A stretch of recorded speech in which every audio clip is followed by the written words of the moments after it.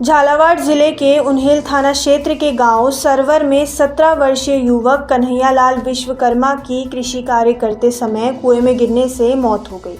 ग्रामीणों ने बताया कि युवक सोयाबीन की फसल इकट्ठा करने के बाद पानी पीने के लिए कुएं के पास गया, जहां उसका पैर फिसलने से वह कुएं में गिर गया। दुर्भाग्य से युवक को तैरना नहीं आता था, जिससे उसकी मौत हो गई।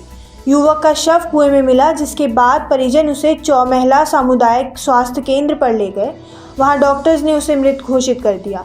उन्हेल पुलिस ने मौके पर पहुंचकर शव का पोस्टमार्टम करवाकर परिजनों को सौंप दिया। इन दिनों गड़बड़ दिनचर्या के चलते कई तरह की बीमारियां होना आम बात है।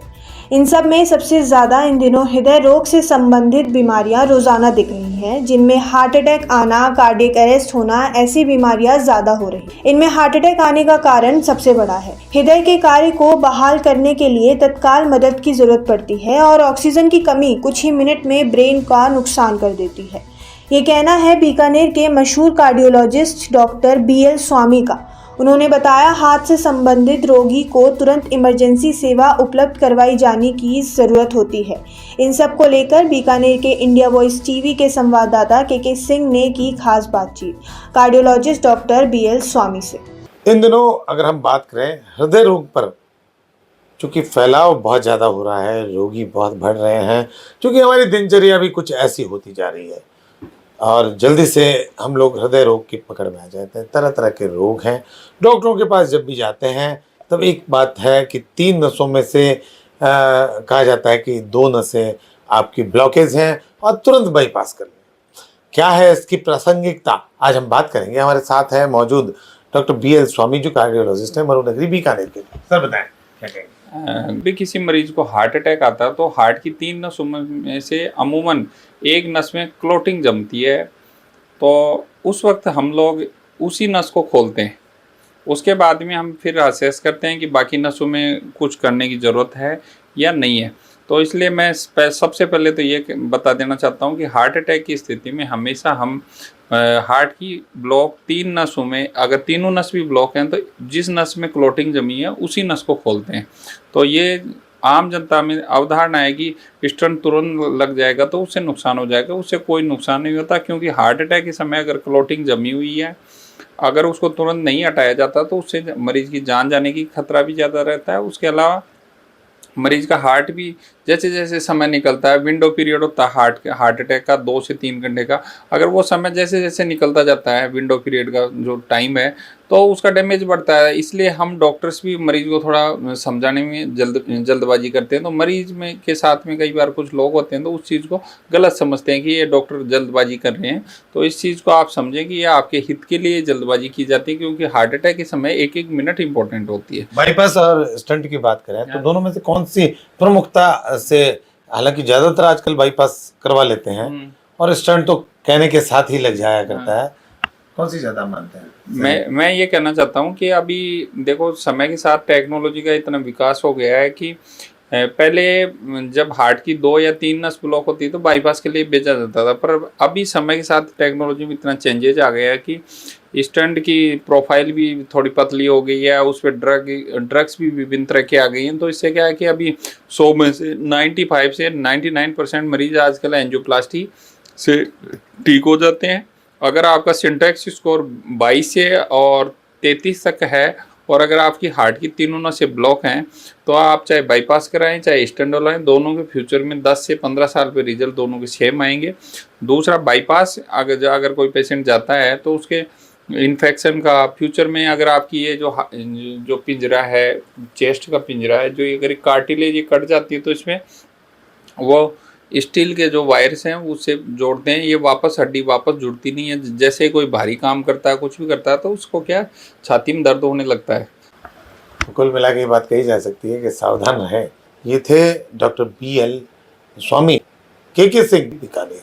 फलौदी पंचायत समिति की ग्राम पंचायत जागरिया में पिछले 4 वर्षों के कार्यकाल का लेखा जोखा लेने मीडिया की टीम जब गांव जागरिया पहुंची तो वहां लोगों ने अपनी जुबानी मीडिया के समक्ष बातें रखी, जिसमें तालाबों की खुदाई, सड़क निर्माण कार्य और मनरेगा के तहत ग्रामीणों को रोजगार उपलब्ध कराने की बात कही। वहीं लोगों ने स्थानीय प्रशासन को नलकूप ठीक करवाने को लेकर शिकायत भरे लहजे में कहा कि गाँव में पेयजल समस्या लंबे समय से चली आ रही है, तो बुजुर्ग ग्रामीणों ने चिकित्सा संबंधित समस्याओं के निवारण हेतु जल्द से जल्द स्वास्थ्य केंद्र खुलवाने की मांग रखी। मेरा नाम साहब रविंद्र सिंह है। कहाँ के हो? जागरिया गांव, प्रताप सिंह लड़का। क्या कुछ काम हुआ यहाँ पर? काम सरकार रोड बन गई है और नरेगा चल गई है और लेटरिन बाथरूम हो रखे हैं। जहाजपुर हिंदू संगठनों के आह्वान पर नगर पूरी तरह से बंद है। वहीं महापड़ाव को लेकर नगर में 400 से अधिक पुलिसकर्मी तैनात किए हैं और पुलिस ने सुरक्षा के लिए कड़े इंतजाम किए हैं। महापड़ाव को लेकर चाय पानी और सब्जी की दुकानों के साथ मेडिकल स्टोर भी बंद है।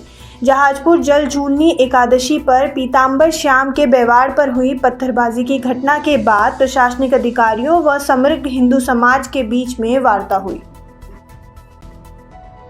डीग शहर के ऐतिहासिक लक्ष्मण पर के नीचे श्री नारायण लाल आचार्य अखाड़े में आयोजित 14 दिवसीय श्री रामलीला महोत्सव का गणेश पूजन और नारद मुंह लीला के साथ शुभारंभ हुआ। इस दौरान कार्यक्रम के मुख्य अतिथि डीग कुम्हेर विधायक डॉक्टर शैलेश सिंह, अध्यक्षता नगर परिषद सभापति निरंजन लाल टकसालिया ने की। लक्ष्मण मंदिर के महंत पंडित मुरारी लाल पाराशर ने वैदिक मंत्रोच्चारणों के साथ पूजा अर्चना कराई और रामलीला कमेटी के पात्रों के वर्ण बांधे। इस अवसर पर रामलीला कमेटी के अध्यक्ष इंद्रमोहन वशिष्ठ लाला के नेतृत्व में अतिथियों का भगवान राम का चित्र भेंट करते हुए माला और पटका पहनाकर स्वागत किया गया। इस मौके पर मुख्य अतिथि के रूप में बोलते हुए डीग कुम्हेर विधायक डॉक्टर शैलेश सिंह ने कहा कि भगवान राम के चरित्र से हमें प्रेरणा लेनी चाहिए। राजस्थान में 593 ऐसे मंदिर हैं जो देवस्थान विभाग के अधिग्रहण में आते हैं। राजस्थान में सभी लोग सनातनी हैं और धर्म में विश्वास रखते हैं और अधिकांश जगहों पर शुद्धता का ध्यान रखा जाता है। ये कहना है राजस्थान के पशुपालन एवं डेयरी और देवस्थान विभाग के मंत्री जोराराम कुमावत का, जिनसे खास बातचीत की संवाददाता के सिंह ने। अनूपगढ़ में किसानों ने सिंचाई पानी की मांग को लेकर व्यापार मंडल में एक बैठक का आयोजन किया। बैठक के बाद किसानों ने प्रदर्शन करते हुए जिला कलेक्ट्रेट पहुंचे और मुख्यमंत्री के नाम तहसीलदार को ज्ञापन सौंपते हुए सिंचाई के लिए पर्याप्त पानी उपलब्ध कराने की मांग की। किसानों का कहना है कि इंदिरा गांधी नहर परियोजना में समय पर सिंचाई का पानी उपलब्ध न होने से उनकी फसलें खराब होने की कगार पर है। उन्होंने मांग की है कि रबी की बुवाई के लिए 4 में से 2 समूहों में सिंचाई का पानी दिया जाए। हमारे साथ पशुपालन और देवस्थान विभाग के मंत्री जोराराम कुमावत बात करेंगे। सर कुमावत साहब, बीकानेर में स्वागत है आपका। क्या कहेंगे, आजकल इन प्रसाद और मंदिरों में प्रसाद वगैरह को लेकर बात हो रही है काफी कुछ। राजस्थान में सभी सात्विक लोग रहते हैं और सनातनी लोग रहते हैं। राजस्थान में हमारे पास 593 मंदिर है देवस्थान विभाग के। बाकी सारे जो बड़े मंदिर हैं या छोटे मंदिर हैं, सब मंदिरों की व्यवस्था है वहाँ की संस्थाएं चलाती है, वहाँ के प्रन्यास चलाते हैं, वहाँ के स्वयंसेवी संस्थाएं चलाती है और वहाँ का जो प्रबंधन उनके सबके हाथ में रहता है। और वो उन संस्थाओं में सब के सब सनातनी लोग हैं, हिंदुत्व को लेकर के काम करने वाले लोग हैं और वो जांच को लेकर उनकी व्यवस्थाएं अच्छी तरह से वो करते हैं, शुद्धता का ध्यान रखते हैं। किसी तरह की ऐसी राजस्थान में कोई संभावना नहीं है। वहाँ के प्रदेश अलग टाइप के प्रदेश है, हमारा यह प्रदेश अलग टाइप का प्रदेश है और सनातन को लेकर आगे बढ़ने वाला प्रदेश है। लेकिन फिर भी हमने इसकी सतर्कता बढ़ा दी है। हमने देवस्थान विभाग के अधिकारियों को निर्देशित कर दिया है, मीटिंग लेकर निर्देशित किया है कि ऐसी कोई अव्यवस्था कहीं नहीं हो और समय समय पर इनकी जांच करा। पशुपालन में नए पशु सर की भर्ती, नए पशु सर की भर्ती हमने 5,934 पदों की भर्तियां अभी निकाली हुई है। दिसंबर में उनकी परीक्षा है और LSA की भर्तियां भी हम नहीं करेंगे। हमें 717 नए डॉक्टरों की भर्ती की है जो 5 साल से कोर्ट में अटकी हुई थी। उनकी भर्ती भी हमने अभी कानूनी तरीके से सुलझा करके की है और आगे भी नए डॉक्टरों की भर्ती करेंगे। लंपी रोग की अगर बात करें तो फिर वापस ऐसा लग रहा है कि लंपी रोग जैसे कोई संभावना नहीं है और अभी मौसमी बीमारियां है। अभी बरसात के बाद में पशुओं में भी कई जगह मौसमी बीमारी आती है। पर्याप्त मात्रा में हमने दवाइयाँ नीचे तक दे दी है। मोबाइल वेटरनरी यूनिट हमारी चल रही है, 536 गाड़ियाँ राजस्थान भर में चल रही है जो समुचित इलाज कर रही है। नए डॉक्टर लग गए, इससे कोई तरह की कोई बीकानेर के शानदार रोजगार मेले के लिए क्या चाहिए? निश्चित रूप से रोजगार मेला ये हमारे लोकप्रिय प्रधानमंत्री नरेंद्र मोदी जी और राज्य के लोकप्रिय मुख्यमंत्री भजनलाल जी शर्मा का मानना है कि सबको रोजगार मिले, युवाओं को रोजगार मिले। जगह जगह ऐसे रोजगार मेले आयोजित किए जा रहे हैं जिनका फायदा यहाँ के लोगों को मिल रहा है। धन्यवाद।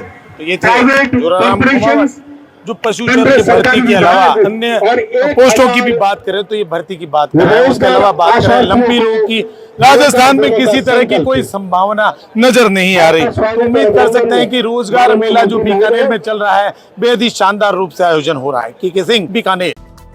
अनूपगढ़ में किसानों ने सिंचाई पानी की मांग को लेकर व्यापार मंडल में एक बैठक का आयोजन किया। बैठक के बाद किसानों ने प्रदर्शन करते हुए जिला कलेक्ट्रेट पहुंचे और मुख्यमंत्री के नाम तहसीलदार को ज्ञापन सौंपते हुए सिंचाई के लिए पर्याप्त पानी उपलब्ध कराने की मांग की। किसानों का कहना है कि इंदिरा गांधी नहर परियोजना में समय पर सिंचाई का पानी उपलब्ध न होने से उनकी फसलें खराब होने की कगार पर है।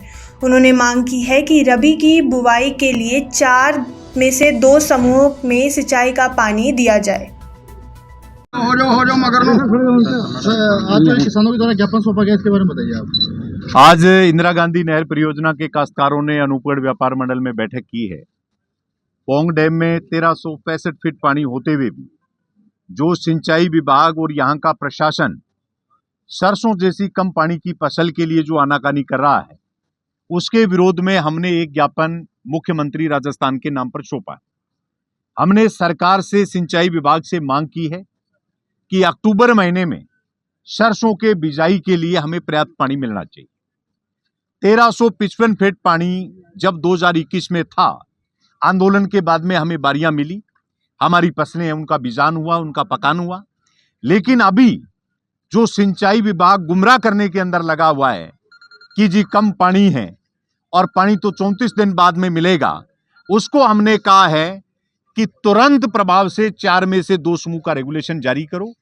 अगर सरकार ने, सिंचाई विभाग ने किसानों की जायज बात को अनदेखा किया तो हम आने वाली 3 तारीख को, 2 दिन बाद 3 अक्टूबर को गड़साना एसडीएम कार्यालय पर पूरे प्रथम चरण का किसान अनिश्चितकाल के लिए पड़ाव डालेगा और उसी दिन हमारे समर्थन में इंदिरा गांधी नहर परियोजना की रावसर से लेके पूरे 620 आरडी तक सारी अनाज मंडियां बंद रख के व्यापारी भाई हमारे संघर्ष को समर्थन करेंगे। हमारी प्रशासन को यही चेतावनी है कि वो जनता की जायज मांग की अनदेखी बंद करे। कमरों में बंद होके जो जनता की आवाज को नहीं सुनते, ऐसे बिगड़ैल अधिकारियों के खिलाफ भी हम कार्रवाई की मांग करें। जोधपुर के बासनी थाना क्षेत्र में चल रही एक रिटायरमेंट पार्टी में बंदूक से फायर हो गया। कार्यक्रम में बैंड बजाने के लिए कर्मचारी को गोली लगने से वह घायल हो गया। गंभीर हालत में उसे एम्स हॉस्पिटल लाया गया, जहां उसका उपचार किया जा रहा है। इधर घटना की सूचना मिलने के बाद बासनी थानाधिकारी मोहम्मद सफीक खान मौके पर पहुंचे। जीएसटी इंस्पेक्टर विजय सिंह के रिटायरमेंट कार्यक्रम में अजीत सिंह 12 बोर की राइफल भर रहा था। भरने के दौरान उससे फायर हो गया, वह मौके से फरार हो गया है। अभी तक मिली जानकारी के अनुसार बासनी थाना क्षेत्र में सीजीएसटी ऑफिस के पास एक रिटायरमेंट कार्यक्रम चल रहा था। इस कार्यक्रम में फायरिंग के लिए बंदूक भी लाई गई थी। मेरे पिताजी फकरुद्दीन जी, जो कि बैंड का काम करते हैं, वो किसी रिटायरमेंट में काम द्वारा गए थे। बैंड के काम में, वहाँ रिटायरमेंट के काम में कुछ लोग खुशी मना रहे थे, तो उनके द्वारा मेरे पिताजी को सीने में गोली लगी, जिनका ट्रीटमेंट एम्स हॉस्पिटल में चल रहा है। वो फायरिंग किस वजह से कर रहे थे? खुशी के माहौल था क्या? फायरिंग खुशी के माहौल की वजह से कर रहे थे। रिटायरमेंट था। आपके पिताजी क्या कर रहे थे? मेरे पिताजी काम करते हैं बैंड का, वो बैंड के काम में गए थे। पास खड़े थे, क्या हुआ? मेरे पिताजी खड़े थे। अब उनकी स्थिति क्या है? अभी उनकी स्थिति ट्रीटमेंट चल रहा है, अभी देखते हैं क्या बोलते हैं डॉक्टर। अभी सुबह तक तो 12 ब्लड यूनिट मांगे हमसे। जी, ये जो हमें अभी सूचना प्राप्त हुई है, इसके अंदर आज 4:30 से 5:30 बजे के बीच की ये घटना बताई जा रही है, जहां सेंट्रल जीएसटी के ऑफिस के बाहर एक व्यक्ति से फायरिंग हुई। जैसा अभी तक बताया जा रहा है कि वो एक मिसफायर था। सेंट्रल जीएसटी में कार्यरत व्यक्ति जो इंस्पेक्टर पद पे थे, उनका रिटायरमेंट था, जिसके रिटायरमेंट पार्टी में फायर किया गया।